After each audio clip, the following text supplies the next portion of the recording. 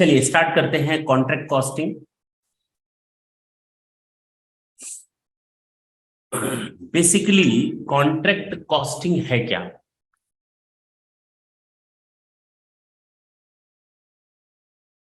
हमारे पास अलग अलग चीजों को कैलकुलेट करने के लिए, कॉस्ट कैलकुलेट करने के लिए अलग अलग मेथड्स दिए हुए हैं, ठीक है ना।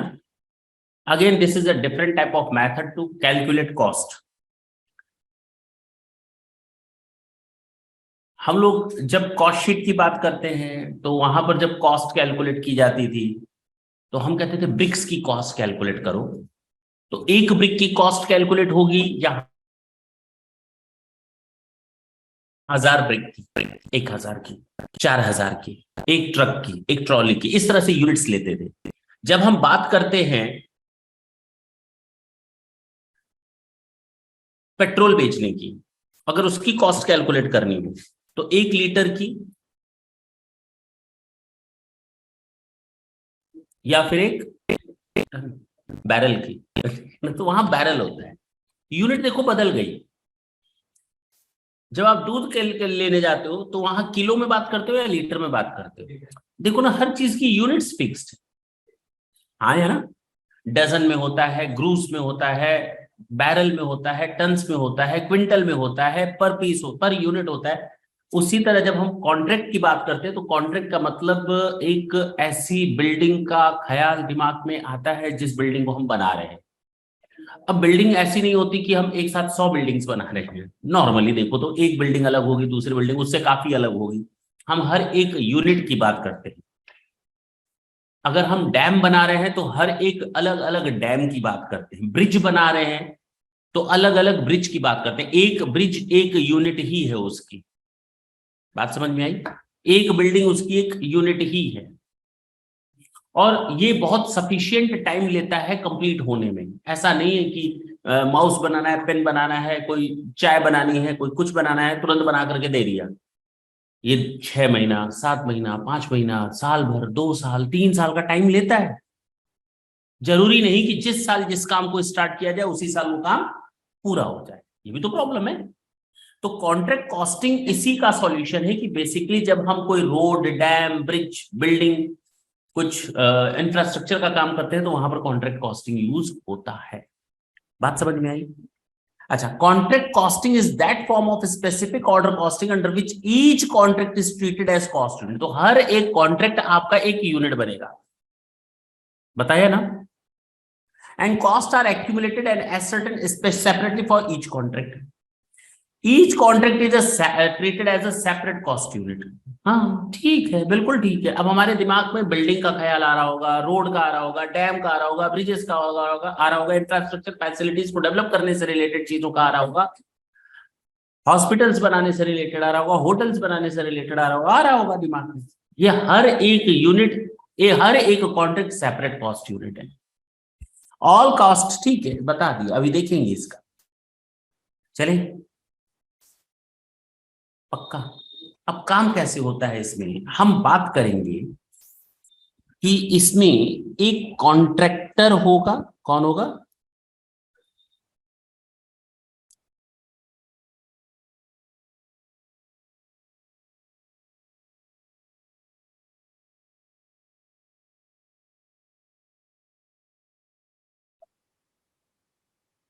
हम बात करेंगे इसमें एक कॉन्ट्रैक्टर होगा और इसमें कॉन्ट्रैक्टी होगा। कौन होगा?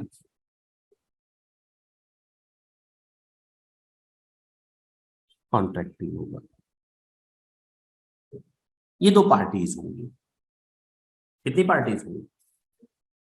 ये कॉन्ट्रैक्टर बेसिकली कॉन्ट्रैक्टी से काम लेता है बिल्डिंग बनाने का। मैं गया कॉन्ट्रैक्टर के पास, मैंने कहा सुन, उसने कहा सुना। मैंने कहा ये 6 माले की बिल्डिंग बना दे। उसने कहा बन जाएगी।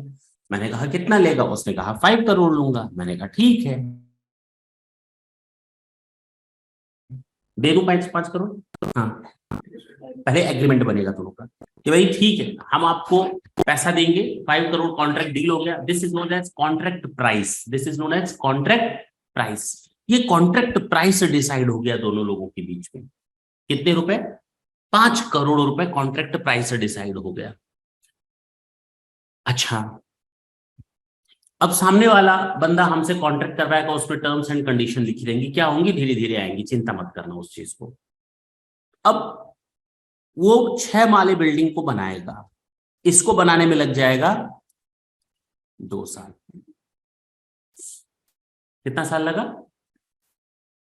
अच्छा, पैसा वो हमसे कब लेगा? After the completion of the contract और बिफोर और एट द मिड? सारा पैसा हम उसको दे दें और उसके बाद वो पैसा लेकर भाग जाए। सारा पैसा हम उसको दे दें और वो काम लिंगर ऑन करता रहेगा, लटकाता रहेगा, कल कर देंगे, 2 महीने और 2 साल का काम 5 साल में नहीं होगा, ऐसे ही करें? हाँ, क्या करें? We make the payment to the contractor gradually, धीरे धीरे करते हैं। कैसे करते हैं भाई? काम शुरू करो, ये लो 10 लाख रुपए बयाना, काम स्टार्ट करो। उसने काम स्टार्ट किया, 2 महीना बीता, उसने कहा कुछ और पैसा दो। मैंने कहा देखिए कितना काम हुआ, अच्छा काम तो हो रहा है, लो ये 10 लाख रुपए और लो। अभी बताएंगे कैसे होता है, ये 25 लाख रुपए और लो, ये 50 लाख रुपए और लो, ये 1 करोड़ रुपए और लो। बात समझ में आई? As and when the work completed we make the payment gradually. Clear? Part part payment होता रहता है जब तक काम चलता रहता है। कैसे होता है वो भी हम बात करें। Is it clear? अच्छा, कॉन्ट्रैक्टर के हिसाब से हम लोग अब जो बात करने जा रहे हैं, या कॉन्ट्रैक्ट के हिसाब से, जरा एक बार ये बताओ, हम लोग कॉन्ट्रैक्टर के पॉइंट ऑफ व्यू से बात करने जा रहे हैं, कॉस्ट शीट कॉस्टिंग निकालने के लिए कॉन्ट्रैक्ट कॉस्ट को, या कॉन्ट्रैक्टी के हिसाब से बात कर रहे हैं? कॉन्ट्रैक्टर के हिसाब से बात कर रहे हैं, यानी हमको अब दिमाग में किसको बेस लेकर के चलना है? Contractor. Now the contractor is curious और contractor is going to prepare its books of account और he is going to prepare its contract cost account. हाँ या ना? पक्की बात है ना? वो बनाएगा, कॉन्ट्रैक्टी नहीं बनाएगा। कॉन्ट्रैक्टी तो उसके साथ एग्रीमेंट कर रहा है। किसको अपना प्रॉफिट या लॉस निकालना है, कॉन्ट्रैक्टर को या कॉन्ट्रैक्टी को? कॉन्ट्रैक्टर को निकालना है। पक्की बात है ना? तो कॉन्ट्रैक्टर प्रिपेयर करेगा। हर एक बिल्डिंग, मान लो उसको 4 बिल्डिंग्स कॉन्ट्रैक्ट में मिली। कितनी मिली? 4 बिल्डिंग्स कॉन्ट्रैक्ट में मिली। Building 1 Rajkot, building 2 Ahmedabad, building 3 Kanpur, ऐसे करके उसको काम मिला। हो सकता है उसको काम मिला हो ब्रिजेस का भी, हो सकता है ना? तो ब्रिज 1 उसको मिला कहीं लखनऊ में, ब्रिज 2 उसको मिला आगरा में। अब उसको इसके लिए अलग अकाउंट बनाना पड़ेगा, इसके लिए अलग अकाउंट बनाना पड़ेगा, इसके लिए अलग अकाउंट बनाना पड़ेगा, ताकि कॉस्ट मिक्स ना होने पाए। हमें ये पता चल सके इस वाली बिल्डिंग से हमें कितना प्रॉफिट या लॉस हुआ, हमें इस वाली बिल्डिंग से कितना प्रॉफिट लॉस हुआ, इससे कितना प्रॉफिट लॉस हो रहा है, सेपरेटली ही वोट टू। इसीलिए हर एक कॉन्ट्रैक्ट एक अलग कॉस्ट यूनिट को रिप्रेजेंट करता है और हर एक कॉस्ट यूनिट की अपनी अपनी कॉस्ट और बेनिफिट्स उसी के अकाउंट में जाती है। हम इसके रेवेन्यू को इसमें मर्ज नहीं करेंगे और अहमदाबाद वाले को कानपुर में मर्ज नहीं करेंगे। पक्की बात है ना? अच्छा, अब सुनना ढंग से, जो सुनने जा रहे हो बहुत अच्छी बात सुनने जा रहे हो, धीरे धीरे दिमाग खोलते जाओ। अब एक बात बताओ, हमने एक मशीन खरीदी, मटेरियल लग रहा है राजकोट में, सीमेंट लग रहा है, बालू लग रहा है, रॉड लग रही है कि नहीं, कंक्रीट लग रही है, मशीनें भी तो लगेंगी। क्या बिना मशीन्स के काम होगा? बड़ी बड़ी मशीनें तुम लोग देखते हो ना, वो मशीन्स लग रही है। अब वो मशीन मैंने खरीदी बिल्डिंग नंबर 1 के लिए। किसके लिए? और जैसे ही बिल्डिंग कंप्लीट हो जाएगी उस मशीन को हम फेंक देंगे, हाँ, दूसरी बिल्डिंग में यूज करेंगे। ऐसा भी तो हो सकता है एक ही प्लांट 3 बिल्डिंग्स में लगातार यूज हो रहा हो, 10 दिन यहाँ, 15 दिन वहां, 5 दिन वहां, है कि नहीं? ऐसा थोड़ी है, अलग अलग प्लांट के अलग अलग यूनिट्स के लिए अलग अलग बिल्डिंग प्लांट खरीदेंगे। मशीन हो सकता है कॉमन हो, कुछ अनकॉमन हो, कुछ किसी स्पेसिफिक बिल्डिंग के लिए खरीदी हो प्लांट या मशीनरी। हो सकता है कुछ हमने स्पेसिफिकली ना खरीद करके जनरली खरीदी हो, बड़ी बड़ी प्लांट और मशीनरी। आज 10 दिन यहाँ काम हुआ, 15 दिन दूसरी जगह वो मशीन यूज हुई। हो सकता है, नहीं हो सकता? तो उसकी कॉस्ट को हमें अलग अलग करना पड़ेगा। ये भी पॉइंट हमें देखना है। जो आइडेंटिफिएबल कॉस्ट है, चाहे मटेरियल हो, लेबर हो, ओवरहेड्स हो, वो तो जाएगा ही जाएगा। मान लो हमने इसको पकड़ा राजकोट को, अब राजकोट का मटेरियल राजकोट में, राजकोट का लेबर राजकोट में, राजकोट पर की बिल्डिंग पर खर्च होने वाला ओवरहेड राजकोट की कॉस्ट में जुड़ेगा। हाँ या ना?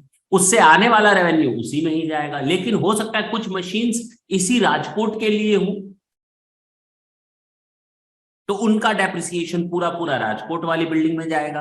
हो सकता है कुछ मशीन्स ऐसी हो जो राजकोट, अहमदाबाद और कानपुर तीनों में यूज होती हो, तो उसकी डेप्रिसिएशन या उसकी रिलेटेड कॉस्ट हम तीनों में डिस्ट्रीब्यूट करेंगे। बात समझ में आई? अब क्लियर हुआ? तभी तो हम एग्जैक्ट कॉस्ट निकाल पाएंगे, और कॉस्ट निकल जाएगी तो फिर प्रॉफिट निकालना आसान हो जाएगा। ठीक है ना? अच्छा, मैंने कहा कि 2 साल लगेगा इस बिल्डिंग को बनाने में। हो सकता है 2 साल ना लगे, 5 साल लगे, 2 मिनट के लिए मान लेते हैं। अब 5 साल लगेगा। Now at what time I am needed to calculate the profit और cost? At the end of the contract और at the end of each year? Mix हो गया ना? दो मैथड्स हैं। पहला होता है कंप्लीशन ऑफ कॉन्ट्रैक्ट मेथड। जब कॉन्ट्रैक्ट कंप्लीट हो जाएगा तब हम प्रॉफिट निकालेंगे, कॉस्ट निकालेंगे, सब एक तरफ रखेंगे, फायदा या घाटा उसी समय देंगे। दूसरा होता है percentage of completion of contract method. जितना मैथ कंप्लीट हुआ है कॉन्ट्रैक्ट, उतना हिस्से का प्रॉफिट या लॉस निकाल लो।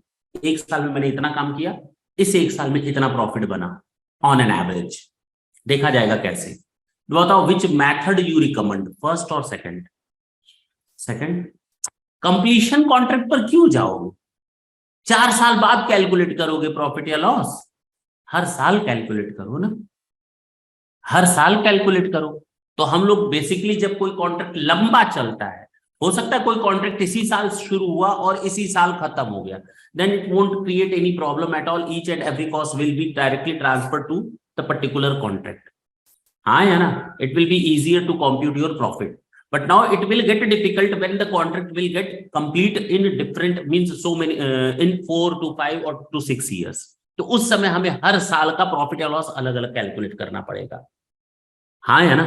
उसी समय हमें थोड़ा दिमाग लगाने की जरूरत है, अदरवाइज 1 साल में कौन कॉन्ट्रैक्ट कंप्लीट, जिस साल स्टार्ट हुआ उसी साल कंप्लीट हो गया, तो कोई हमारे लिए प्रॉब्लम क्रिएट ही नहीं कर रहा। वो चल सकते हैं आगे। तो हमने अभी तक जो समझा, a separate account is prepared for each contract and is assigned to a certain number by which the contract is identified। ठीक है। नॉर्मली कॉन्ट्रैक्ट कहां पर एग्जीक्यूट किया जाता है? काम वहीं पर होगा। बिल्डिंग मेरे घर में बनेगी, जब बन जाएगी तो हम तुम्हारे घर पे लाकर रख देंगे, ऐसे होता है क्या? अरे बिल्डिंग वहीं बनेगी जहां बनना होता है, ब्रिज वहीं बनेगी जहां, यानी contract at site, shoot at sight नहीं, कॉन्ट्रैक्ट एट साइट, काम वहीं पर होगा। Direct cost usually constitute a major portion. ठीक है, जो जिसकी कॉस्ट है उसी कॉन्ट्रैक्ट में जाएगी, और डायरेक्ट कॉस्ट तो हमें पहले से ही मालूम है कि आइडेंटिफिएबल होती है। अच्छा, इनडायरेक्ट कॉस्ट को ओ बहुत नॉर्मल कॉस्ट होती है, लेकिन हमें बांटना तो पड़ता है ना। मान लो एक सुपरवाइजर है, वो राजकोट का भी काम देख रहा है, अहमदाबाद का भी काम देख रहा है, कानपुर लखनऊ का भी काम देख रहा है, आगरा का भी काम देख रहा है, तो उसकी सैलरी को सब में बांटा जाए। ठीक है ना? अच्छा, the number of contract undertaken by a contract at a time is not usually very large. ठीक है, छोड़ दो इसको। Contract costing is applied. Industries engaged in the construction of building, road, bridges और other construction work वहां पर लगता है। Industries undertaking engineering project, तो बात तो वही हुई ना। तो कुल मिलाकर के हम लोग बिल्डिंग वगैरह से रिलेटेड, जो हमारा इंफ्रास्ट्रक्चर फैसिलिटी से रिलेटेड, डेवलपमेंट से रिलेटेड चीजें होती है, उनको हम कॉन्ट्रैक्ट कॉस्टिंग में ही ले जा सकते हैं, जहां इंजीनियरिंग का मेन काम होता है। ठीक, ये चीज समझ में आई? कितनी पार्टीज इन्वॉल्व होती हैं? कॉन्ट्रैक्टी एंड कॉन्ट्रैक्टर दो इन्वॉल्व होते हैं। अच्छा, ओ ये काट देना, 2 बार हो गया, ये काट देना, ये मैं हटा दूंगा असाइनमेंट से, ठीक है ना? नीचे 2 बार हो गया, ठीक है। चले आगे।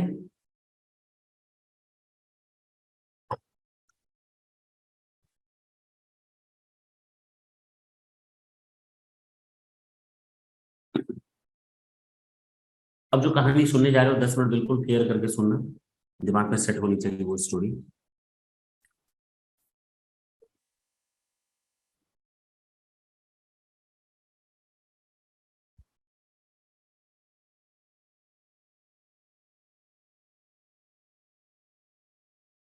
ये मिस्टर एक्स है, ये मिस्टर वाई है, ये कॉन्ट्रैक्टर है और ये कॉन्ट्रैक्टी।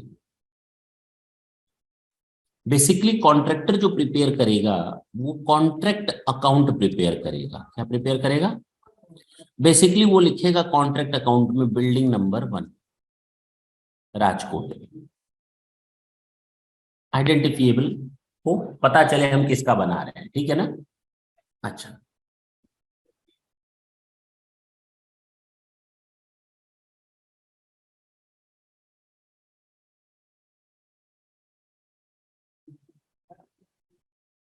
वो लिखेगा कि ये मेरे सारे के सारे खर्चे हैं और ये हमारी इनकम से, ठीक। मैंने रिसीट एंड पेमेंट नहीं लिखा, मैंने क्या लिखा? Income and expenditure. इसका मतलब ये हुआ कि ये हमारा एक्रूअल बेसिस पर बनता है। किसके बेसिस पर बनता है?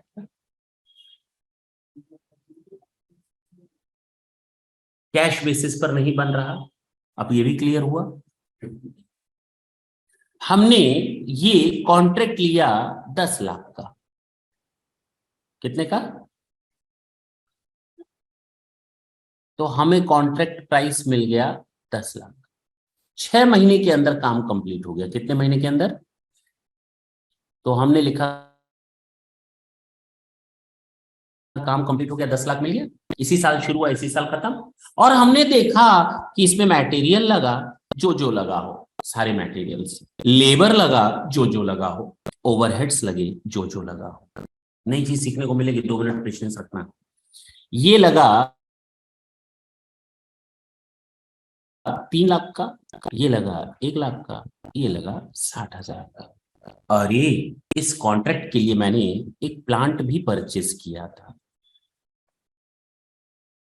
तो प्लांट लिखे या डेप्रिसिएशन लिखे?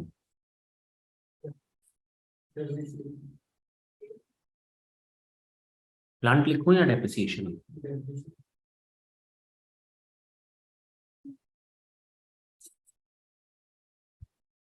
2 लाख का प्लांट मान लो लिया। अब आप कहते हैं सर हम तो डेप्रिसिएशन लिखेंगे। क्या लिखेंगे? ठीक है, मैंने यहां लिखा बाई, और प्लांट पर जो डेप्रिसिएशन लगा वो 20,000 का लगा। कितने का लगा? मैंने लिखा क्लोजिंग प्लांट। कितने का? बात तो वही पड़ी। बात तो वही पड़ी। दोनों को काटो तो 20,000 ही तो आया। जो तुम डेप्रिसिएशन लिखते, instead of writing the word depreciation, I use to give the debit and credit the plant at its cost. हाँ या ना? तो किस पर जाए? एक पहले वाले पर जाए 2 लाख और 180 पर, या 20,000 पर? अरे बोलते क्यों नहीं? किस पर? दोनों पर। किस पर? कब हम ये यूज करेंगे, कब हम ये यूज करेंगे, इसके बारे में सुन लो। मान लो मैंने कोई प्लांट खरीदी इसके लिए, स्पेशली इसके लिए, इसके लिए। किसके लिए? राजकोट के लिए। तो हम लिखेंगे प्लांट ओपनिंग, प्लांट क्लोजिंग, क्योंकि वो प्लांट है ही वहीं पर। जैसे ये मटेरियल खरीदा मैंने इसी कॉन्ट्रैक्ट के लिए, और अगर कोई मटेरियल बच जाए तो हम लिखेंगे by closing balance of material. आया ना? या मटेरियल इन हैंड। मान लो 20,000 का मटेरियल बच गया तो लिख दिया। तो जिस तरह मटेरियल स्पेसिफिकली खरीदा इस कॉन्ट्रैक्ट के लिए, तो सारा का सारा मटेरियल इसके नाम से दिया, जो बच गया क्लोजिंग में लिख दिया। In the same way, if we purchase plant specifically for this contract, we used to write the same thing as we were doing in the case of the material. हाँ या ना? जैसा हम मटेरियल केस में लिख रहे थे वैसे ही हम प्लांट के केस में लिखेंगे, plant opening and plant closing. लेकिन अगर एक प्लांट है जो 10 जगहों पर यूज होता है, कभी इधर कभी उधर, तो उस केस में हम डेप्रिसिएशन ही लिखेंगे, क्योंकि वो इसके लिए नहीं। अब जानते हो इसका फायदा क्या होगा? इसका फायदा ये होगा कि कभी भी आप अगर कॉन्ट्रैक्ट को देखेंगे, इस अकाउंट को देखेंगे, easily you can identify that this one plant is specifically for this particular project. बात समझ में आई?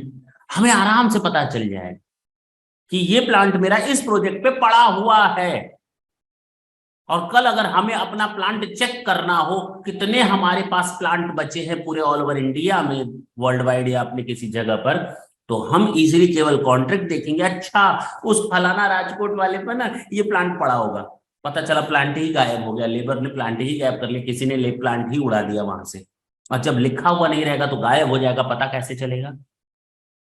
अब मेरी बात समझ में आई? तो कॉस्ट कंट्रोल का ये सिस्टम है, देखो ना कितने आसान तरीकों से बताया गया है, समझाया गया है। नहीं समझे मेरी बात? अब समझ में आई? भाई एक कंपनी के पास हजारों प्लांट होते हैं, कहाँ कहाँ तक बेचारा देख पाएगा?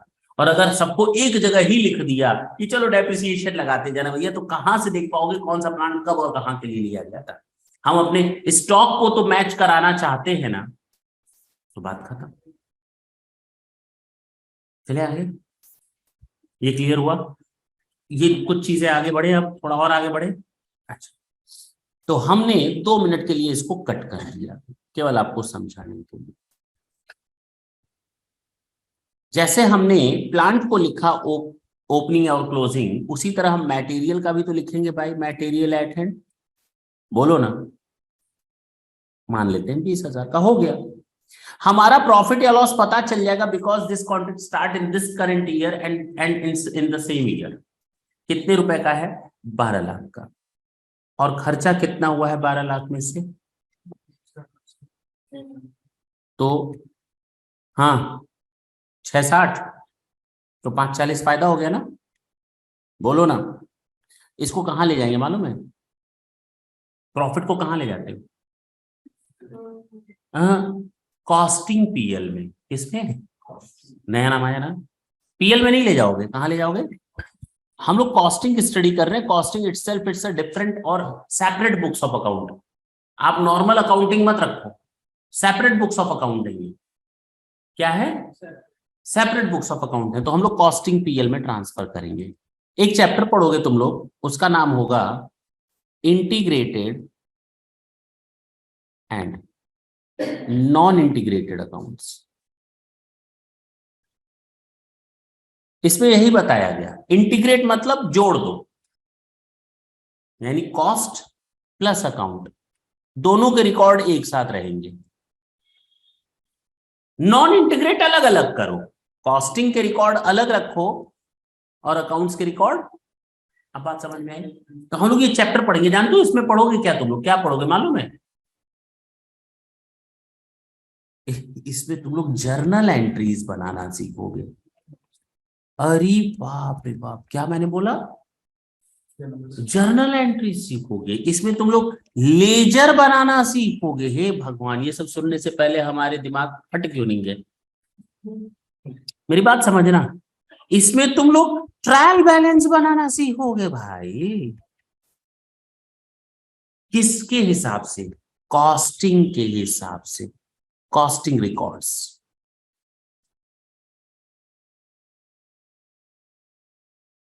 और जानते हो कितने दिनों में सीखोगे?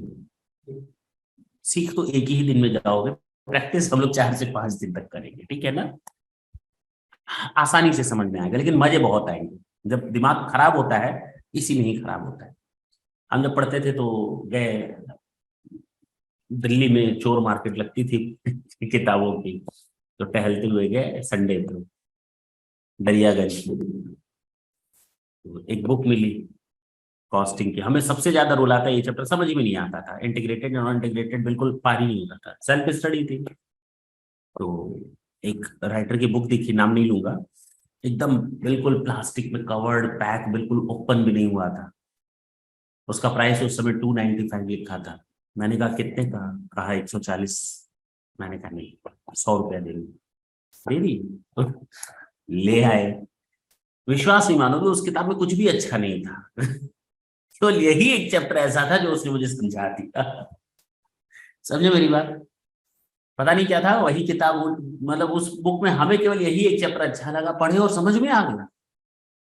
उसके बाद मैंने वो पढ़ने निकाल लिया किताब में से, वापस अपने सिटी आए, बोलना तो नहीं चाहिए, बेच दी किताब 150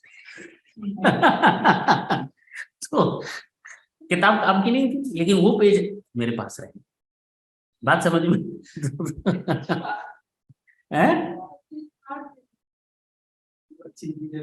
तो जो चीज था काम का तो हम भी ऐसी बात करते कितने चंट होते हैं सब स्टूडेंट लाइफ में, नहीं? तो कह रहा सुनो इधर, हाँ, या तुम दर चंट हो? देखो इधर, अब मैं ये नहीं कहूंगा हमसे ज्यादा नहीं। इधर देखो, तो ये इंटीग्रेटेड है, नॉन इंटीग्रेटेड है, ये इंटीग्रेटेड है नॉन, देखेंगे अभी हम उसके पीछे नहीं जा रहे। तो अब ये समझ में आया हम लोग क्या पढ़ेंगे, कॉस्टिंग पीएल भी देखेंगे। तो ये हम लोग कहाँ ट्रांसफर करेंगे, कॉस्टिंग पीएल में। होप सो ये क्लियर है, अब आगे बढ़ सकते हैं। ये तो वो कॉन्ट्रैक्ट था जो कैलकुलेट करना बड़ा आसान था, इसी साल स्टार्ट हुआ और इसी साल एंड हो गया। अरे प्रॉब्लम तो तब आती है जब कॉन्ट्रैक्ट एक साल में स्टार्ट होता है और अगले साल भी कैरी ऑन होता है, ओ फिर अगले साल भी कैरी ऑन होता है। प्रॉब्लम जरा देखा जाए कैसे।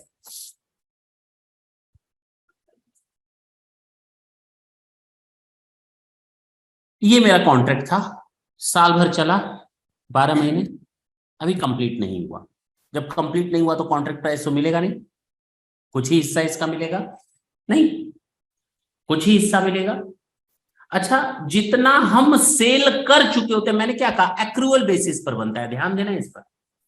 मैंने आपको इतना काम कंप्लीट करके दे दिया, दैट इज अ सेल। अरे हाँ, जितना काम मैंने कंप्लीट कर दिया वो मेरी सेल है। 2 मिनट के लिए हम लिख सकते हैं सेल, 2 मिनट के लिए लिख सकते हैं सेल्स। कितना कितना, जितना काम किया या जितना पैसा मिला,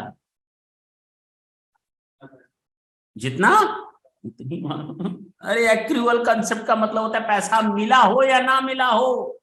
अगर आपने सेल कर दिया दैट इज योर सेल, चाहे कैश में चाहे उधार में। हम तो सामान उधार भी तो बेचते हैं, नगद भी बेचते हैं, एक्रूअल में कोई फर्क नहीं पड़ता, दैट इज योर सेल।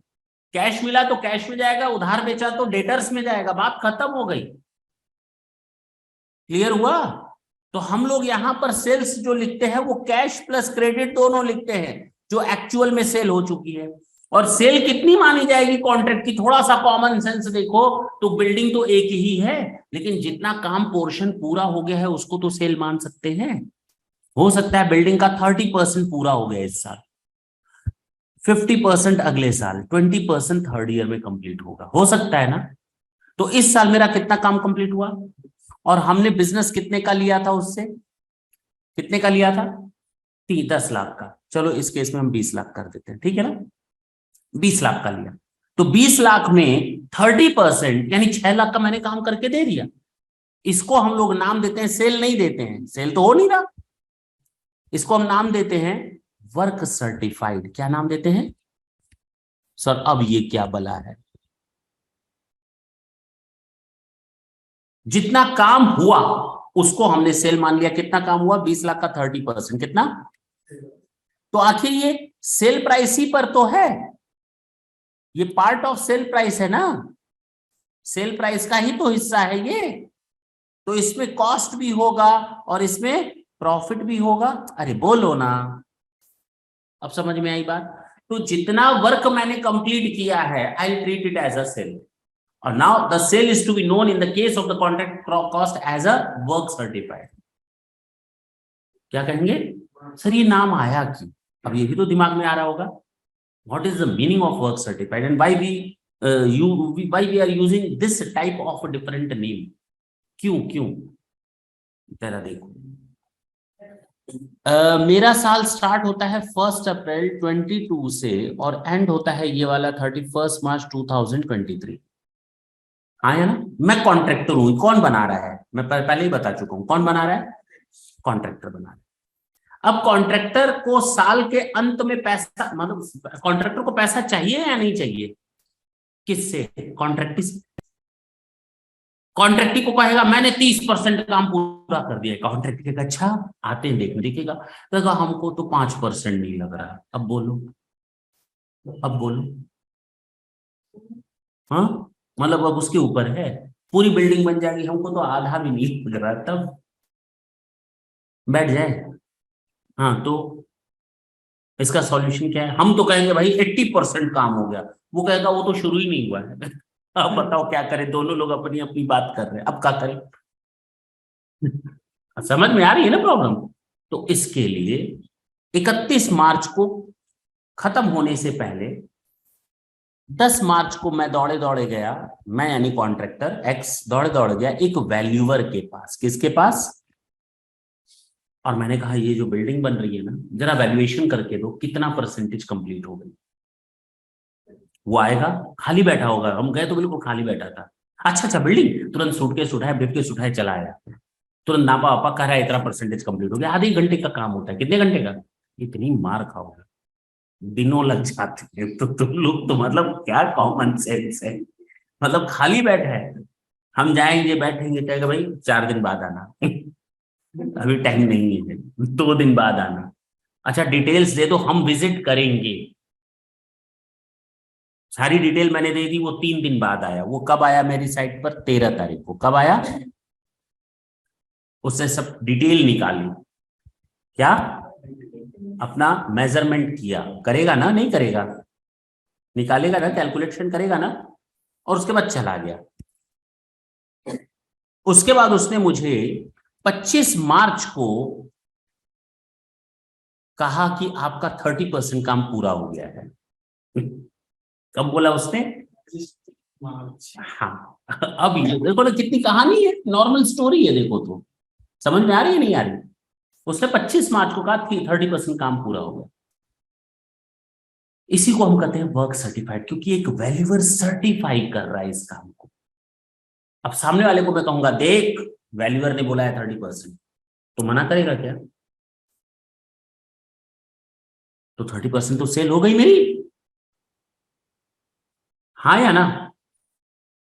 और उसका पैसा मैं लूंगा सामने वाले से। देखो 20 लाख का टोटल बिजनेस था, तुम्हारे और हमारे बीच में बात हुई थी, सर्टिफिकेट मिल गया 30%, तुम दे दो हमको कितना? 6 लाख। तो कॉन्ट्रैक्ट तो होगा बेवकूफ, वो तुरंत 6 लाख रुपए उठा करके दे देगा। हाँ क्या करेगा? 7 लाख भी दे सकता है, हाँ या ना? 8 लाख भी दे सकता है। नहीं मारता हो तुम लोग, ज्यादा कैसे दे सकता है भाई?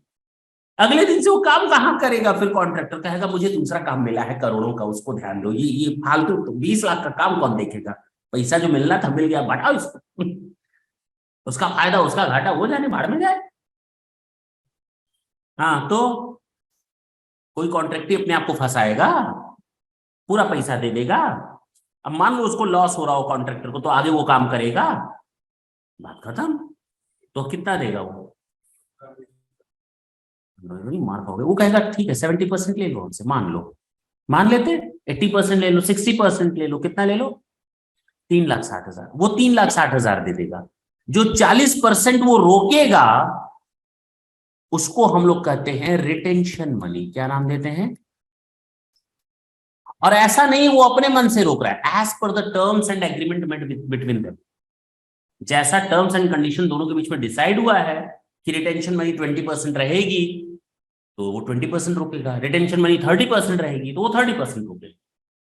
मैंने क्या कहा शुरू में, सारे टर्म्स कंडीशन डिसाइड होंगे, ये सारी चीजें उस एग्रीमेंट में लिखी रहती है कि वर्क सर्टिफाइड होगा, वर्क सर्टिफाइड का वैल्यूअर वर्क सर्टिफाइड करेगा, वर्क सर्टिफाइड का कितना परसेंटेज ये देगा, और बाकी रिटेंशन मनी कॉन्ट्रैक्ट ही अपने पास रखेगा, रोक कर रखेगा।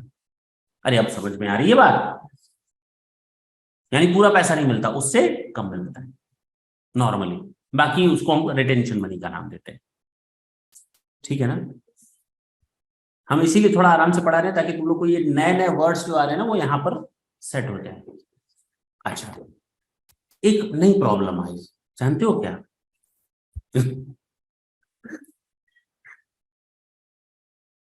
सामने वाले ने जो हमको 30% कहा काम करके पूरा किए हो, किस डेट तक का हिसाब है? किस डेट तक का हिसाब है? इतनी मार खाओगे। अरे 13 तारीख को वो मेजरमेंट करके गया, 25 को रिपोर्ट दे रहा है, तो किस डेट तक ये काम हो गया था? 13 तक काम हो गया था। वो साइट पर कब विजिट किया था इंजीनियर? 13 तारीख को। 13 तारीख को डिटेल लिया, चला गया। उसने हमको 10 दिन बाद रिपोर्ट दी। तो 10 दिन बाद कब की रिपोर्ट दी? 10 दिन पहले की रिपोर्ट दी। तो हमें रिपोर्ट का किस डेट की मिली है? तो जैसे ही वो 13 तारीख, यानी जो 30% काम हुआ है, that has been done till 13 March 2023। Yes और नो? हाँ या ना? सारे वर्कर काम कर रहे होंगे या नहीं कर रहे होंगे? वहां पर स्टॉक पड़ा होगा, कुछ स्टॉक आ भी रहा होगा, हो रहा होगा ना सारा काम। हाँ या ना? जैसे ही इंजीनियर कैलकुलेट करके निकला फैक्ट्री से, मैंने सबको बोला उतरो उतरो उतरो, अपना काम छोड़ो छोड़ो छोड़ो छोड़ो, काम बंद करवाना पड़ेगा। क्यों? पूछो क्यों? क्योंकि मुझे तो उतना ही सर्टिफिकेट मिलेगा, और जितना सर्टिफिकेट मिलेगा उतना ही तो पैसा मिलेगा, उससे कम। अब काम करवाएंगे क्या हम बाकी? हाँ, काम तो चलता रहेगा। यानी 14 तारीख को भी काम होगा, 15 को भी काम होगा, 30 तारीख तक काम होगा। बच गया। 14 से स्टार्ट होगा काम, कब से? और 31 मार्च तक काम चल रहा होगा, रुका नहीं होगा। और हम लोग बैलेंस शीट कब की बना रहे हैं? यहां तक का तो वर्क सर्टिफाइड है, जो रिपोर्ट मिलेगी। ये जो काम हो रहा था और इसको कोई सर्टिफाइड नहीं करने वाला है, इसको क्या नाम दोगे? हाँ? हाँ। देखो, इसी को हम लोग कहते हैं वर्क अनसर्टिफाइड।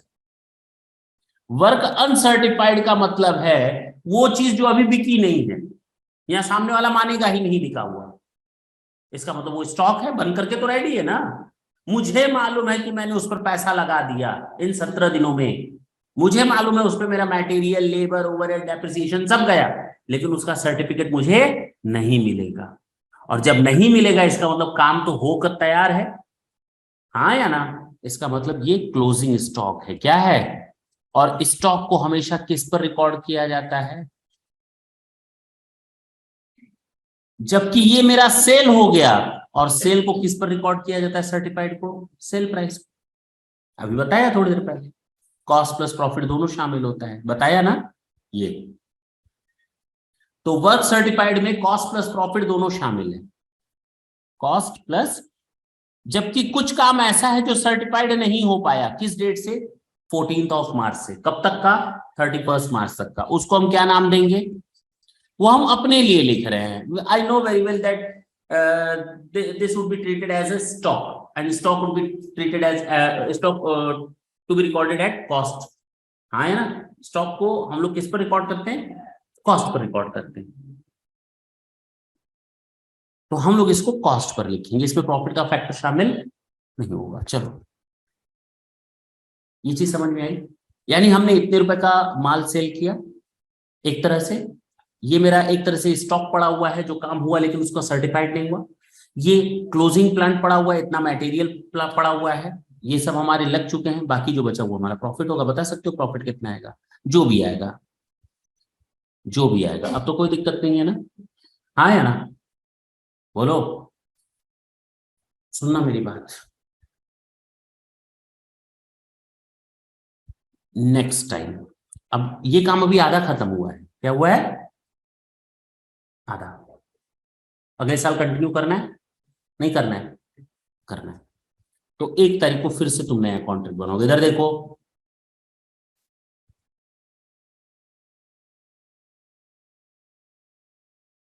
1 अप्रैल से नया बनेगा कॉन्ट्रैक्ट अकाउंट। 1 अप्रैल 23 से मान लेते हैं 31 मार्च 2024, ये नया कॉन्ट्रैक्ट अकाउंट बनेगा। अच्छा, इसमें क्या ओपनिंग नहीं लिखोगे? पिछला वाला कैरी करोगे ना यहाँ पे? नहीं करोगे? तो ओपनिंग, किस किस चीज का ओपनिंग है बता सकते हो? हाँ, यहां काम हुआ था 30% पूरा, और यहां काम हुआ था पिछला वाला 30 प्लस नया वाला 50, टोटल कितना?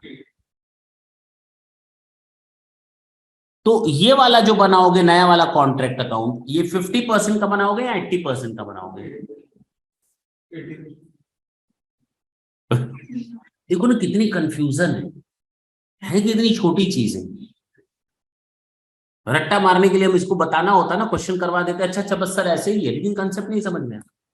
लेकिन अब बताओ कि हम लोग ट्रांसफर क्या करें, कित मतलब 50 का बनाए, 30 का बनाए, 30 का तो बन चुका है, 50 का बनाए, 80 का बनाए। अब हम लोग ये जो कॉन्ट्रैक्ट बनाएंगे ये 80% का बनेगा, यानी पिछला वाला भी 30% यहां रखना है। और पिछला वाला 30% में क्या क्या था, मटेरियल, यही था, ये इसमें सब शामिल था। इसी में ही तो मटेरियल है, इसी में ही तो लेबर है, इसी में ही तो ओवरहेड है, ये जो यूज हुआ है सब इसी में ही तो चला गया। हाँ या ना, ये तो हम लोग लिखेंगे यहाँ opening WIP, work certified, work uncertified, opening plant, बोलो, और ओपनिंग मटेरियल जितनी भी होंगी वो सारी। अब इसके बाद फिर नया बनाओ, मटेरियल लगा और लेबर लगा और ओवरहेड लगा, और फिर साल के अंत में यहां देखो कितना वर्क सर्टिफाइड है, 80% है, कितने का कॉन्ट्रैक्ट था, 20 लाख का, कितना लिखोगे सेल प्राइस पर, 16। हाँ या ना। अब कहोगे सर पिछली बार भी जोड़ा था 6, फिर इस बार भी 6 इसमें शामिल हो गया। अरे माइनस भी तो है, इधर है, ये क्या है, इधर 6 लाख लिखोगे नहीं लिखोगे? तो 6 माइनस 16 कितना हो गया, ऑटोमेटिक 10 बचा ना। अरे इसी बार का बचा ना 50%, 20 लाख का 50% कितना होता है, 10। देखो 10 ही रखा है मैंने, 10 ही रखा है, कुछ अलग नहीं किया मैंने। अब बात समझ में आई। तो बनाना पूरा 80 का ही है, और अगली बार जब कॉन्ट्रैक्ट बनेगा कितना का बनेगा, पूरे 100% का बनेगा। अब समझ में आई बात, समझ में आई सारी चीजें, चल सकते हैं। हमने आपको समझा दिया कॉन्ट्रैक्टर कॉन्ट्रैक्टी दो पार्ट होते हैं, कॉन्ट्रैक्ट कब बनता है, बेसिक फीचर्स क्या होते हैं, एक साल में कंप्लीट होता है तो कैसे बनते हैं, डिफरेंट ईयर्स में कंप्लीट होगा तो उसमें वर्क सर्टिफाइड वर्क अनसर्टिफाइड को ले आते हैं। हाँ या ना, रिटेंशन मनी क्या होती है, ये सब चीजें देख ली, प्लांट को कैसे दिखाते हैं, दोनों तरीके बता दिए। एक तरह से देखो मैंने आपको पूरा ओवरऑल कॉन्ट्रैक्ट कॉस्टिंग खत्म करवा दी, देखा जाए।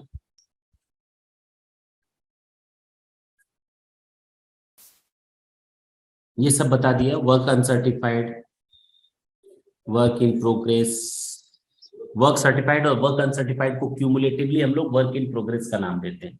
क्या नाम देते हैं, तो वर्क इन प्रोग्रेस में पहला आएगा work certified, work in progress में दूसरा आएगा वर्क अनसर्टिफाइड। देखो certified and uncertified work in progress. चलो एक क्वेश्चन देखते हैं, उसके बाद हम कुछ आगे बढ़ेंगे। देखिए कहता है कंप्यूट करिए एस्टिमेटेड प्रॉफिट, कितना प्रॉफिट आप कमा लेंगे, एस्टिमेटेड कमा लेंगे, कमाया कितना ना, कमा लेंगे, which has been 90% complete from the following information, total expenditure आज तक, टोटल कॉस्ट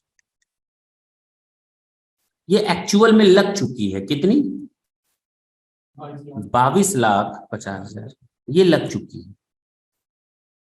और एस्टिमेटेड फर्दर एक्सपेंडिचर अभी और लगनी बाकी है, एस्टिमेटेड, हमें एस्टिमेटेड प्रॉफिट निकालना है, क्या निकालना है, कितना कमाएंगे। तो हमारी आज तक इतने खर्चे लग चुके हैं, इतने और खर्चे लगने बाकी हैं, तो टोटल खर्चा कितना लग गया, इतना लग जाएगा टोटल एस्टिमेटेड कॉस्ट। अरे बोलो ना, नहीं कितना हो गया, 25। आगे कहता है कॉन्ट्रैक्ट है हमारा 32,50,000 का, कितना रुपया मिलेगा पूरा काम करने पर, अब 32,50 पर हमने 50 लाख 25 लाख अगर खर्च कर देना है तो बचेगा मेरे हाथ में कितना, तो ये एस्टिमेटेड प्रॉफिट यही तो है। अरे बोलो ना, इतना आएगा इतना टोटल जाएगा, लगभग लगभग, तो इतना हम कमा लेंगे। नहीं बहुत टफ था ना,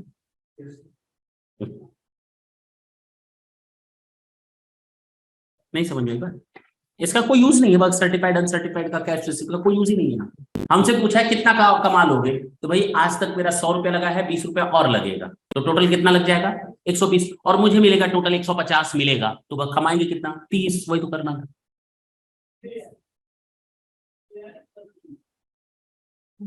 चलिए आगे question number 2। The following expenses were incurred on a contract. इतना मटेरियल खरीदा, इतना मटेरियल हमने स्टोर से लाकर लगाया, इतना वेजेस लगाया, इतना प्लांट इश्यू किया है, ओके, इतना एक्सपेंस चार्ज करेंगे, इतना इनडायरेक्ट एक्सपेंसेस चार्ज करेंगे। The contract was 20 lakhs। कितने का था कॉन्ट्रैक्ट, और 1 अप्रैल 20 को स्टार्ट हुआ है। कब स्टार्ट हुआ है कॉन्ट्रैक्ट? कॉन्ट्रैक्ट प्राइस है 20 लाख। ढंग से देखना, काफी नई चीजें आएंगी। The value of the work completed, the value of the work completed and certified up to 28 फरवरी 21, यानी वर्क सर्टिफाइड कब तक? 28 फरवरी 21 तक, क्योंकि उसी दिन वो आया, मेजरमेंट किया और चला गया, और उस दिन तक का उसने रिपोर्ट हमें जब भी दिया हो, उसने कहा कि 13 लाख का हमको काम पूरा हुआ है। कितने का हुआ है? और हमने उससे पैसा मांगा तो उसने कितना दिया मालूम है? केवल 10,40,000 उसने हमको दिया कैश। समझे मेरी बात? अरे बोलते क्यों नहीं? इसका मतलब बाकी उधार माल बिका है। अच्छा, the balance being held back as retention money बता दिया। The value of the work completed subsequent to the architect certificate but before 31st of March. उसके बाद भी काम चलता रहा 31 मार्च तक, उसकी वैल्यू कितनी है? तो वर्क क्या है ये? अरे वाह, वर्क अनसर्टिफाइड है ये 60,000। नहीं समझ में आई बात? और ये कॉस्ट पर ही होगा। ये किस पर होता है? और ये किस पर होता है? कॉस्ट प्लस प्रॉफिट पर होता है।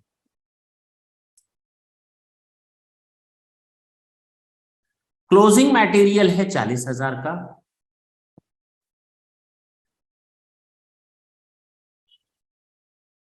और क्या दिया है?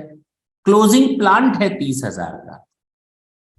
क्लोजिंग, इसका मतलब ये प्लांट इसी के लिए खरीदा ही गया होगा, तभी तो ऐसे दिया है, नहीं तो डेप्रिसिएशन दिया होता। अच्छा, हमें निकालना है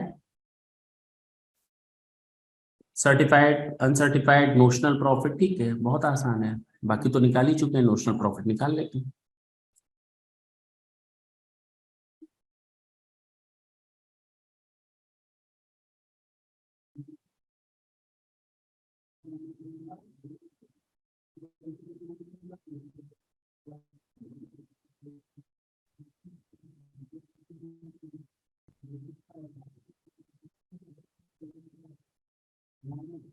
कब से काम स्टार्ट हुआ था? 1 अप्रैल 20 से, और कब कंप्लीट हुआ है? 31 मार्च 21।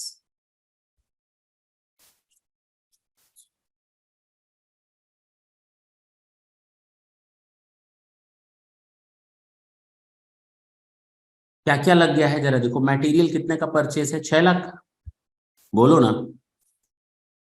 तो हमने यहां लिखा है टू मटेरियल। ओपनिंग कुछ नहीं होगा क्योंकि नया काम अभी स्टार्ट हुआ है। कितने का था? और स्टोर से भी तो निकाला है, मटेरियल फ्रॉम स्टोर कितने का था? 1 लाख का। अच्छा, आगे क्या लिखा है? 2,25,000 का क्या था वेजेस?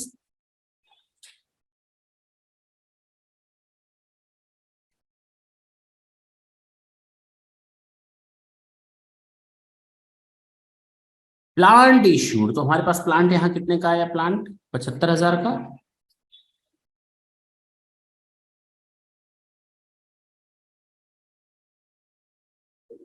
चार्जेबल एक्सपेंसेस कितने? 75,000 के।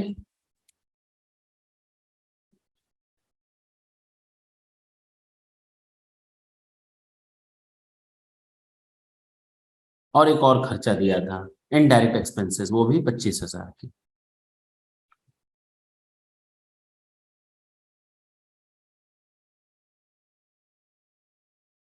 देखो यहां तक की डिटेल सारी हो गई, बेसिक जो दिया था। अब हमारा ये डिटेल बचा हुआ है जो हमने नोट की थी नीचे से, ठीक है ना। अच्छा, इसमें क्या दिया हुआ है? सबसे पहले क्लोजिंग मटेरियल कितना लिखा है? 40,000। तो यहां लिख दो बाय मटेरियल एट एंड कितने का? अच्छा, क्लोजिंग प्लांट कितना दिया है? बाय प्लांट एट हैंड, या क्लोजिंग प्लांट लिख सकते हो कितना? 30,000। डेप्रिसिएशन मत लिखना है यहाँ पर, ठीक है ना? अच्छा, सर्टिफाइड और अनसर्टिफाइड कितना है? 13,60,000। तो बाई, मैंने कहा कॉमनली दोनों को हम नाम देते हैं WIP, वर्क इन, और इसमें पहला लिखोगे वर्क सर्टिफाइड, कितने का था? 13,00,000 का। और 60,000 का क्या था? तो इसी WIP के अंडर में लिखोगे अनसर्टिफाइड।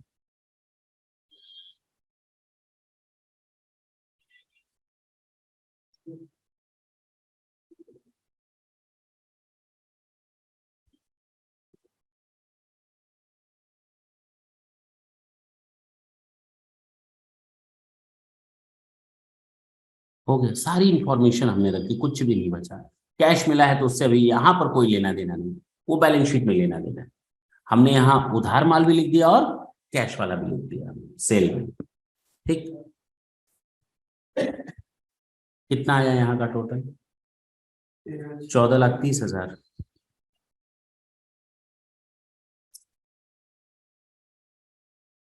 तो यहां पर आ जाएगा बाय नोशनल प्रॉफिट,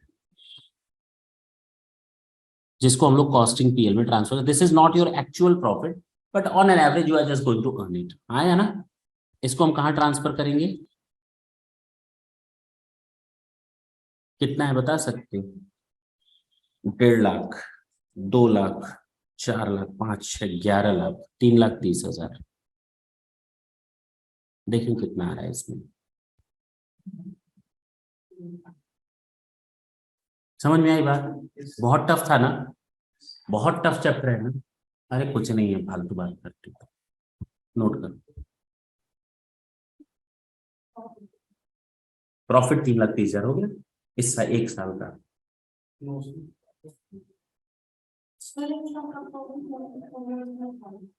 ये एक्चुअल नहीं ना है, एक्चुअल कब पता चलेगा? जब काम कंप्लीट हो जाएगा, इसीलिए इसको नोशनल प्रॉफिट बोला जाता है,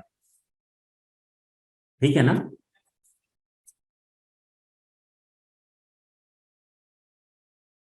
चलो क्वेश्चन नंबर 3 देखें। इसको करने के बाद केवल और केवल ये समझ लेना कि 60% चैप्टर कंप्लीट है। केवल हम लोग को क्या करना है? प्रैक्टिस करना।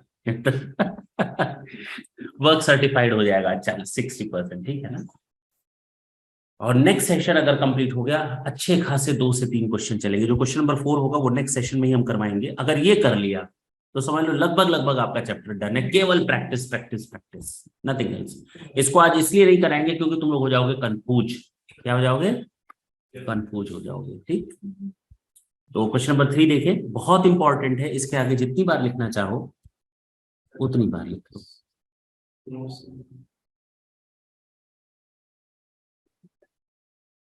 ठीक है, चलिए। A contractor prepare his account for the year ended 31 मार्च, साल के अंत में बनाता है, 31 मार्च के अंत में अकाउंट्स बनाता है। ही कमेंस्ड कॉन्ट्रैक्ट ऑन 1 जुलाई, कब बनाया उसने? 1 जुलाई 20 को एक नया कॉन्ट्रैक्ट लिया है, और साल कब खत्म हो रहा है? 31 मार्च को। ओ अगर हम क्वेश्चन को ढंग से ना पढ़े, उड़ते हुए पढ़े, तो हम गलत करके आ जाएंगे, क्योंकि ये 9 महीने का ही हिसाब बनना है।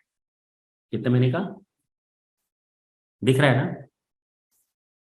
अच्छा, कहता है इतना मटेरियल लगा, इतना वेजेस लगा, इतना सैलरी फोरमैन को। एक मशीन है 2,60,000 की, जो इस कॉन्ट्रैक्ट पर 146 दिन रही, और उस मशीन की स्क्रैप वैल्यू 15,000 है और लाइफ 7 साल है। तो बताओ क्लोजिंग ओपनिंग लिखेंगे या डेप्रिसिएशन लिखेंगे? डेप्रिसिएशन लिखेंगे। अब तो समझ में आ गया कैसे? क्यों? क्योंकि ये स्पेशली इस कॉन्ट्रैक्ट के लिए नहीं है, कई जगहों पर यूज होगी। एक सुपरवाइजर है जिसको 8,000 रुपए हमने पर मंथ दिया है और वो अपना आधा टाइम इस कॉन्ट्रैक्ट को देता है। कितना टाइम देता है? All other expenses and administrative charges इतने हैं, मटेरियल इन हैंड इतना है, फलाना एंड ढिमाका है, कॉन्ट्रैक्ट प्राइस 20 लाख का है जिसमें से 2/3 कंप्लीट हो चुका है और आर्किटेक्ट ने केवल 50% का ही सर्टिफिकेट दिया है।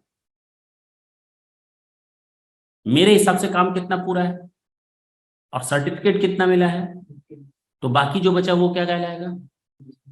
Uncertified. Price and the contractor has been paid 7,50,000, तो सामने वाले ने कॉन्ट्रैक्ट प्राइस का 7,50,000 ही दिया है। ठीक है, चलो करते हैं। मैंने सोचो कितना हल्का लग रहा होगा क्वेश्चन, नहीं हल्का लग रहा होगा, लेकिन अभी देखो तो कैसे भारी हो रहा है।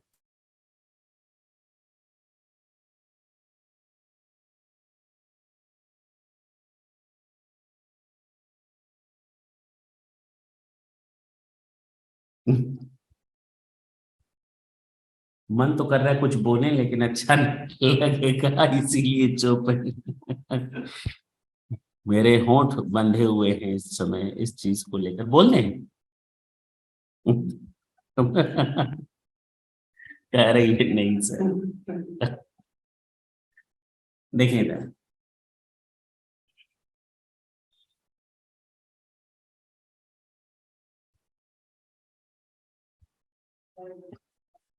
सुनो, मटेरियल कितने का इश्यू हुआ है?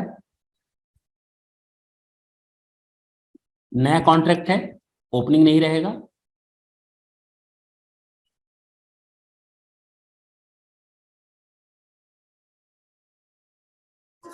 आ जाओ तुम भी अंदर आकर बजाओ फोन। देखो वेजेस है 565 600, कितना है?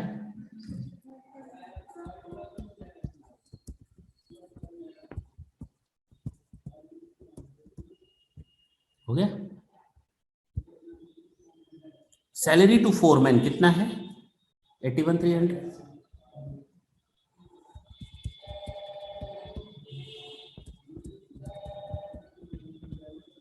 81,300। ओके। एक मशीन है 2,60,000 की जो यहाँ पर 146 दिन रही, तो एक काम करते हैं, यहाँ पर डेप्रिसिएशन लिख देते हैं। बोलो ना, कितने की मशीन है? 2,60,000 और उसकी स्क्रैप वैल्यू है 15,000, तो 2,60,000 माइनस 15,000, ये 7 साल तक चलेगी। कितने साल तक? तो 1 साल का ये डेप्रिसिएशन है। ये 1 साल का है लेकिन यहां पर तो 146 दिन रही ना। अब समझ में आई बात?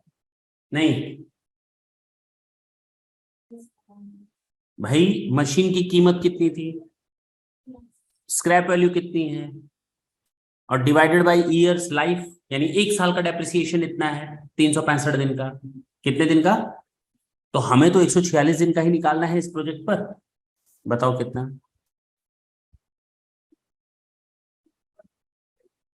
2-3 दिन में आ जाएगा।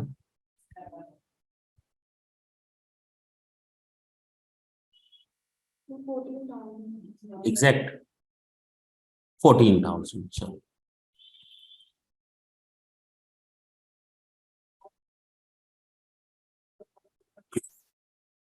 समझ में आई नई चीज? देखो इधर देखो, एक सुपरवाइजर है, वो आधा टाइम केवल यहां पर देता है, 8,000 पर मंथ लेता है। ओ तो सुपरवाइजर की सैलरी लो, कितना आ जाएगा? सुपरवाइजर सैलरी 8,000 है, आधा टाइम देता है, बताओ कितना आ जाएगा? 1 महीने का है ये 1 महीने का है 8,000, तो साल भर का कितना? हाँ बस यही जानना था, यही गलती हो जाती। अगर ऊपर डेट्स हम ढंग से नहीं लिखे होते तो हम लोग गलती से एग्जाम में कितने महीने का निकाल लेते। हाँ तो कितना हो गया? कहता है other expenses and administrative charges कितने हैं? 136,500।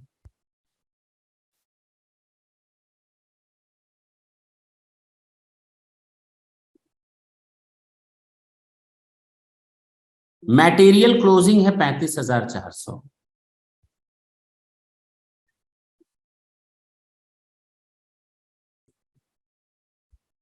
कहता है कि हमारा जो कॉन्ट्रैक्ट प्राइस है 20 लाख का है और कितने का है, तुम लोग जवाब देना आराम से, मैं जो पूछूंगा बस बताते जाना, आंसर आ जाएगा। 20 लाख का कॉन्ट्रैक्ट प्राइस है।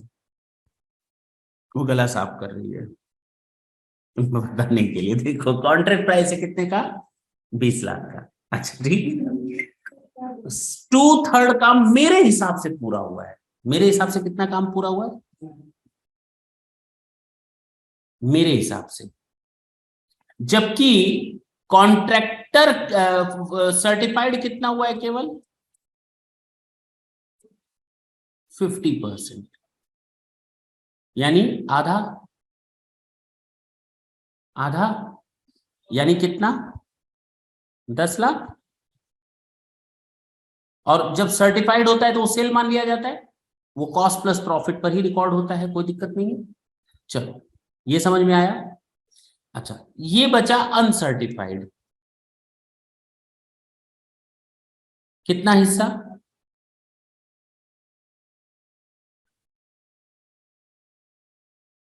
2/3 मेरे हिसाब से कंप्लीट है, हाफ वैल्यूअर के हिसाब से कंप्लीट है।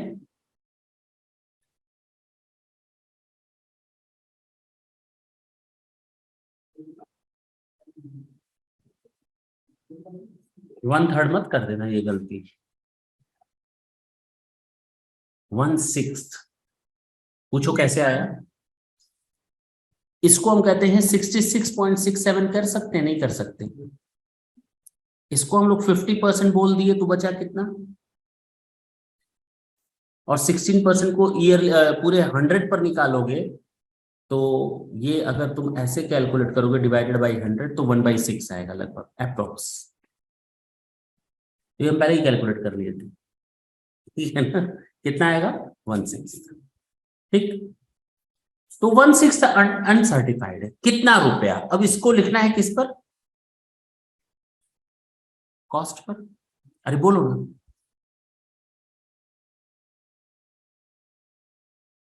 हम कैसे निकालें, हमें मालूम है, मुझे मालूम है एज अ कॉन्ट्रैक्टर कि ये जो भी काम है ये पूरा का पूरा ये कितने का है, मेरे हिसाब से ये जितनी भी कॉस्ट लगी है इसमें कुछ भी नहीं है, कॉस्ट के अलावा कुछ भी नहीं है। देखो तो कॉस्ट के अलावा कुछ भी नहीं है क्या। तो ये जो भी कॉस्ट है ये कॉस्ट कितने पर लगी होगी, 2/3। क्योंकि मैं कहता हूं 2/3 काम पूरा हो गया और जो मैंने पैसा लगाया है वो 2/3 पे लगाया है। अरे हाँ भाई, तो बताओ कितनी कॉस्ट लगी, टोटल करके माइनस करके बताओ कितना आया कॉस्ट, 2/3 कॉस्ट कितनी आई, बता सकते हो, टोटल करके बताओ, सब ऐड करके माइनस कर देना, 35,400।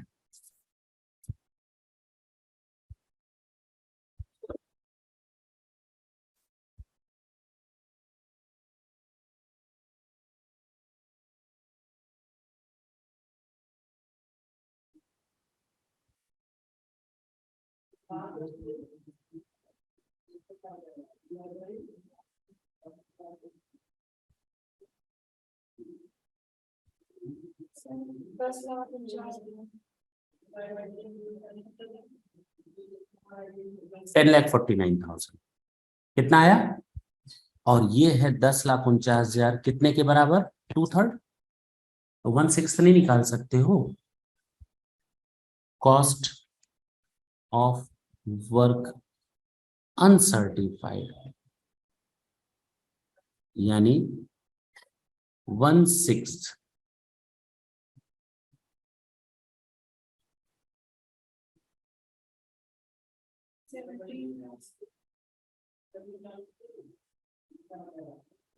देखो इधर देखो, ऐसे इतना आसान नहीं है बाबू। जो 1/6 निकला है पूरे का निकला है, 100 का, कितने का निकला है, 100 का 1/6, और तुम लोग 2/3 का 1/6 निकाल रहे हो। नहीं समझे, ये तो 2/3 ही है ना। और जो हम लोगों ने यहाँ कैलकुलेशन किया था ये तो 100 पर किया था ना, कि अगर पूरा अगर 100% है तो उस पर 66% इसी का ये और इसी का ये, तो बेस तो 100 लिया था ना। 20 लाख किसका था? पूरे कॉन्ट्रैक्ट प्राइस का था ना। तो अगर 2/3 इक्वल है 10,49,000, तो पूरे के बराबर होगा 10,49,000 डिवाइडेड बाई 2 × 3। इतनी कॉस्ट पूरे पर लगेगी जो आज का हिसाब चल रहा है। 100% पर इतनी कॉस्ट लगेगी।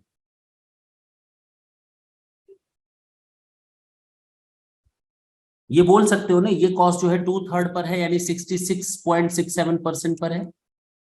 ये भी तो बोल सकते हो। तो 66.67% पर इतना, तो 10 तो 100 पर कितना, तो 10 डिवाइडेड बाई 66.67% कर लो, डायरेक्ट आ जाएगा आंसर। वही आएगा जो यहां पर निकाल रहे हो। कितना आया? ये है 100% काम पूरा होने पर लगने वाली एस्टिमेटेड कॉस्ट। और हमारा वर्क अनसर्टिफाइड है इसका 1/6। कितना आएगा?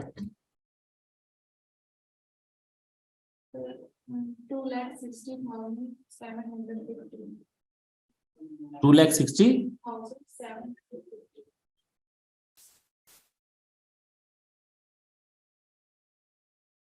कुछ चेंज आ रहा है थोड़ा बहुत। 1049 आ रहा है ना? हाँ है। 1049 आया। कैलकुलेटर देना, तुम लोगों ने कुछ गलत निकाला इसका मतलब, हम भी देख लें। यही कैलकुलेट कर लेते हैं, ठीक है। 10,49,000 डिवाइडेड बाई 2 × 3 डिवाइडेड बाई 6। बताओ, 1-1 रुपया मिल रहा है, तुम लोग कैसे कैलकुलेट करते हो भाई? लो इधर, ठीक है ना। 262 250, ये गलत है। 262 250, फिर से बताऊं? इधर देखो, ये हटा दे रहा हूं, कैंसिल, 0। 10,49,000 डिवाइडेड बाई 2 × 3, 100% हो गया।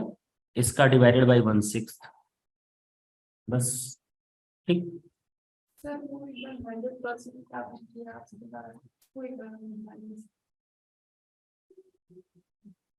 एक मिनट रुक जाओ, पहले कंप्लीट कर लेने दो। समझ में आया? तो हमें मालूम पड़ गया अब इसमें वर्क अनसर्टिफाइड 262 है, और वर्क सर्टिफाइड कितना है? 10 लाख। पता चल गया ना? तो by work in progress, work certified 10 lakh sale price पर लिखना है। आधा काम पूरा हुआ है ना, सर्टिफाइड हो गया। और वर्क अनसर्टिफाइड जो हमने काम किया लेकिन सर्टिफिकेट नहीं मिला है, वो हम लोगों ने अभी कैलकुलेट किया, 262 250। ये कॉस्टिंग पीएल निकाल लो। टू कॉस्टिंग, जो प्रॉफिट या लॉस आएगा वो चला जाएगा। नोशनल प्रॉफिट, लॉस आएगा तो लॉस में, प्रॉफिट आएगा तो प्रॉफिट में। हम मान लेते हैं प्रॉफिट आएगा, कैलकुलेट कर ले। चलो,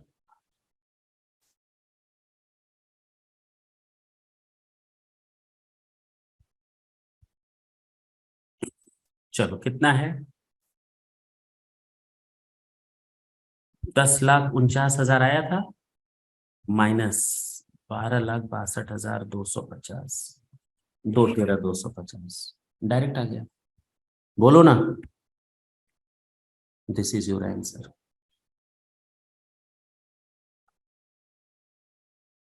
बोलो भाई। भाई 1049 तो कैलकुलेट किया था ना तुम लोगों ने पूरा, यहां तक की कॉस्ट 1049 थी, उसी को इस पर रखेंगे, अब तो डिफरेंस जो होगा प्रॉफिट आ जाएगा। हो गया? समझ में आया?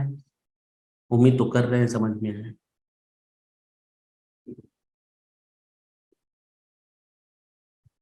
एक मिनट, अगर थोड़ी भी दिक्कत है तो 1 मिनट और पेशेंस रखो।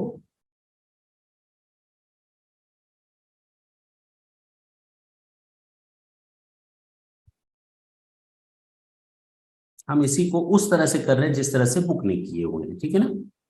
शायद वो ज्यादा समझ में आए, हो सकता है ये कम समझ में आए। देखो इधर,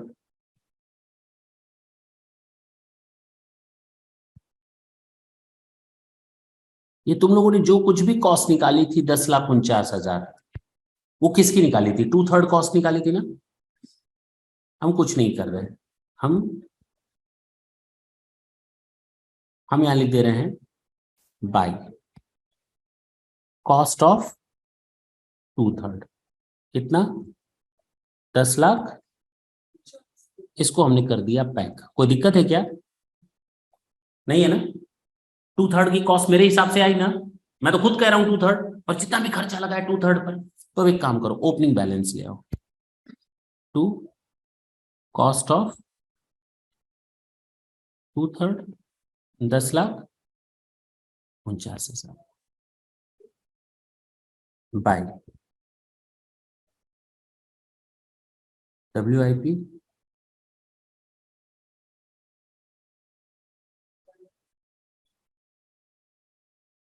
work certified and work uncertified. इसकी कॉस्ट निकाल रहे हैं। 2/3 की 10,49,000, 100 का 2/3 कितना होता है? हाँ या ना। और 100 का आधा कितना होता है? तो ये कितना बचा? 100 का ही तो बचा होगा। नहीं समझे? हमें जो कॉस्ट मालूम है यहां तक की मालूम है 10,49,000।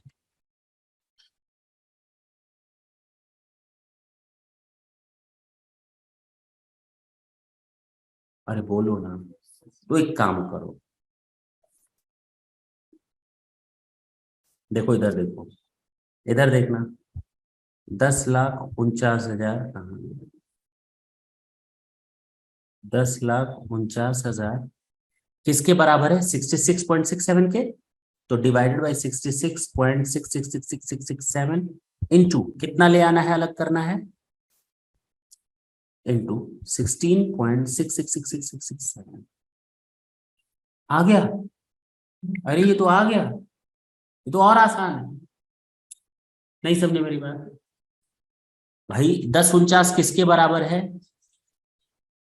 तो 1049 डिवाइडेड बाई 66.67 इंटू 16.67 कर लो तब तो ही आएगा।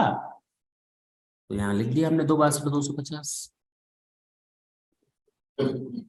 और ये सर्टिफाइड सेल प्राइस पर होता है, आधा करना है तो 20 लाख का आधा आ जाएगा प्रॉफिट। कितना आया था? 2/13 250 to costing period. Now this is up to you to prepare your contract account according to your wish. चाहे फर्स्ट ऑप्शन यूज करो चाहे सेकंड ऑप्शन यूज करो। क्लियर है? दोनों में से जो मेथड यूज करना हो कर लेना। हम्म।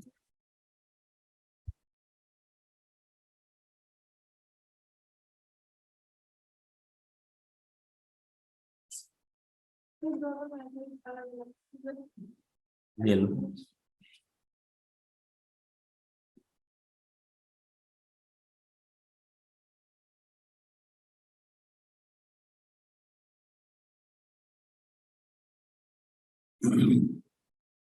ये लो।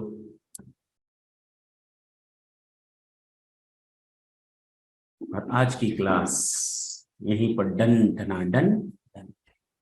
नेक्स्ट सेशन ये समझ लेना हम लोग का बचेगा, जो जो इंपॉर्टेंट जितना कुछ बचा है इस चैप्टर में वो सब कवर हो जाएगा। ठीक है ना? टाटा बोले। थैंक यू बच्चों।